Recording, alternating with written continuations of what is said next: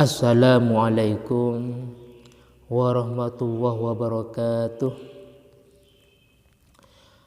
Pada kesempatan ini saya akan melanjutkan materi kitab Fathul Mu'in bagian awal, kitab I'anatul Talibin juz 1 halaman 25.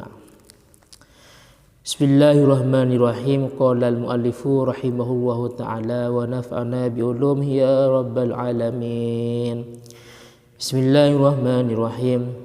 Wa awwal wajibin, pertama kali yang wajib, hatta alal amrih bisolah, sehingga dengan merintah sholat. Kama qalu, sebagaimana yang disampaikan ulama, wajib alal abai, tanggung jawab orang tua. Alal abai, tanggung jawab orang tua, summa ala man manroh, kemudian orang-orang yang disebutkan di atas, yaitu orang-orang yang membiayai dan orang yang mempunyai budak dan yang lainnya. Wajib itu taklimuhu, mengajari anak yang sudah tamyiz. Ta'limuhu, mengajari anak yang sudah tamyiz. Pengertian tamyiz di atas yaitu bi an ya'kula wa yashraba wa yastajiya wahdah. Anak itu bisa makan, minum, istinja dengan sendirinya. Mengajari anna nabiyana, bahwa sesungguhnya Nabi Muhammad sallallahu alaihi wasallam bu'isa itu diutus, bu'isa itu diutus bimakatah di Mekah, bimakatah di Mekah, wa wulidah, dan beliau dilahirkan biha di Mekah, wa dufinah, dan juga beliau dimakamkan bil madinati, di Madinah, wa dufinah, dan juga beliau dimakamkan bil madinati, di Madinah, wa matah, dan beliau wafat biha, juga di Madinah. Jadi penjelasannya, sebelum orang tua merintah anaknya untuk berbuat kewajiban, melarang anaknya untuk menjauhi dari larangan-larangan Allah Ta'ala, yang pertama kali kewajiban orang tua itu harus mengenalkan sejarah-sejarah sirah an-nabawiyah, mengenalkan tentang masalah baginda Nabi, bahwa beliau diutus di Mekah dan juga beliau lahir juga di Mekah, terus beliau dimakamkan dan wafat di Madinah, dan juga mengenalkan hal-hal yang kaitan dengan baginda Nabi Muhammad sallallahu alaihi wasallam. Itu yang wajib didahulukan. Selanjutnya faslun, fasal ini fi syuruti sholati, di dalam menjelaskan tentang beberapa syarat sholat. Setelah kita membahas tentang kewajiban orang tua kepada anaknya, terus orang tua dianjurkan merintah anaknya ketika berusia 7 tahun. Sekarang ini tentang masalah syarat sahnya sholat atau syarat wajibnya sholat. Fi syuruti sholati, dalam beberapa syarat sholat, asyartuh, yang dimaksud dengan syarat. Asyartuh, yang dimaksud dengan syarat, ma, yaitu sesuatu, ya tawaqafu, yang butuh, ya tawaqafu, yang butuh, alaihi, atas ma tadi, sihhatus sholati, yaitu sahnya sholat, tapi walaysa minha, dan tidak termasuk daripada sholat. Jadi yang dimaksud syarat sholat itu adalah yang mana sholat itu bisa sah dengan hal-hal tersebut. Contohnya, sholat itu bisa sah dengan sebab menghadap kiblat. Sholat itu bisa sah dengan sebab menutupi aurat. Sholat itu bisa sah dengan sebab anggota kita suci, tempat sholat suci, pakaian kita suci. Sholat itu bisa sah dengan sebab kita yakin bahwa sudah masuk waktunya sholat. Itu yang dimaksud dengan syarat. Tapi menutupi aurat, menghadap kiblat, suci, yakin bahwa sudah masuk waktunya sholat, itu tidak termasuk daripada bagian sholat. ya bukan rukun sholat, bukan termasuk sholat, akan tetapi sholat itu bisa sah. Nah, sholat itu bisa sah dengan hal-hal tadi. Wa quddimat, dan didahulukan, wa quddimat, dan didahulukan asyurutuh, yaitu syarat, alal arkan, daripada rukun. Kenapa syarat itu kok didahulukan daripada rukun? Jadi ada syarat sahnya sholat, ada rukun sholat. Dua ini ada kemiripan tapi beda. Kemiripan bahwa sholat itu bisa sah kalau memang syarat itu semuanya dikerjakan. Menghadap kiblat, suci, yakin masuk waktu sholat, menutupi aurat, itu harus dikerjakan. Ini syarat sahnya sholat. Begitu juga sholat itu bisa sah kalau memang semua rukun-rukun sholat itu dikerjakan, terpenuhi. Maka dikatakan mustawfiyan lisyurut wal arkan. Sholat itu bisa sah kalau memang memenuhi semua syarat dan juga rukun sholat.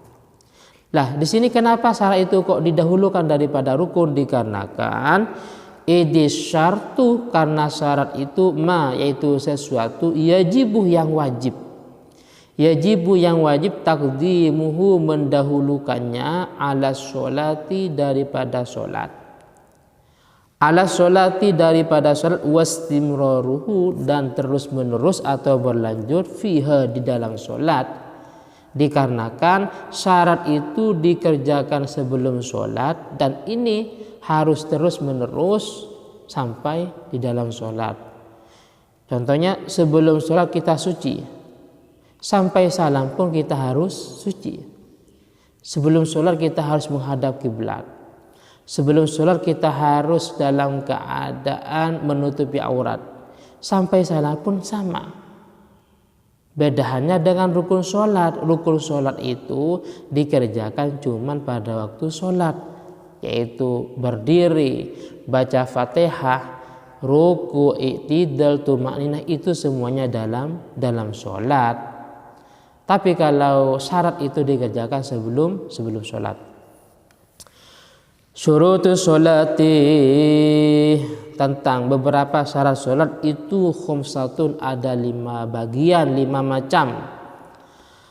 Ahaduha, yang pertama. Jadi syarat sahnya sholat itu ada 5. Yang pertama taharatun, yaitu suci. Taharatun, yaitu suci, an hadasin, dari hadas, wa janabatin, dan juga dari junub. Taharatun, yaitu suci, an hadasin, dari hadas, wa janabatin, dan juga dari junub. Terus sekarang masalah lafaz at-taharah. At-taharah yang dimaksud dengan lafaz taharah, luatan secara bahasa yaitu an-nazafatu, yaitu bersih. Wal khulus, dan bersih, minad danasi, dari kotoran. Jadi yang penting bersih dari kotoran itu namanya taharah. Akan tetapi ini cuma sekilas secara luatan atau secara bahasa saja. Sedangkan taharah wa syar'an secara syara', secara istilahnya ulama fikih, taharah secara syara' atau istilahnya ulama fikih yaitu raf'ul man'i. Raf'ul man'i yaitu menghilangkan, pencegah. Raf'ul man'i yaitu menghilangkan, pencegah dari sahnya ibadah. Sesuatu yang mencegah dari sahnya sholat. Sesuatu yang mencegah daripada sahnya ibadah-ibadah yang lain. Berhubung ini kaitan dengan sholat, berarti raf'ul man'i yaitu menghilangkan dari sesuatu yang mencegah daripada sahnya sholat. Al-mutarattibi, yang mana pencegah tadi timbul alal hadasi, dari hadas, awin najisi, atau najis. Jadi terjemahnya taharah secara syara', secara istilahnya ulama fikih, yaitu menghilangkan, pencegah, baik berupa hadas besar maupun hadas kecil. Baik berupa hadas besar maupun hadas kecil. Kalau hadas besar berarti diatasi dengan mandi besar. Kalau hadas kecil berarti diatasi dengan wudhu. Atau pencegah tadi berupa najis. Jadi semuanya itu harus suci, baik daripada hadas maupun daripada najis. Fal'ula, adapun yang pertama itu taharatu anil hadasi, suci daripada hadas kecil yaitu al-wudu, itu wudu. Jadi yang pertama wudu, syarat sahnya sholat harus wudu, harus suci. Wawah, ini masalah lafaz lagi. Wawah yang dimaksud atau wawah lafaz wudu bidammil wawi, dengan wawunya dibaca dhammah, wudu, bukan wadu atau widu. Wudu itu isti'malul ma'i, menggunakan air, fi a'dha makhsusatin, dalam beberapa anggota yang ditentukan. Fi a'dha makhsusatin, dalam beberapa anggota yang ditentukan, muftatahan, yang diawali atau yang dimulai biniyatin, dengan niat. Biniyatin, dengan niat. Jadi kalau lafaz wudu wawunya dibaca dhammah, itu terjemahnya yaitu isti'malul ma', menggunakan air.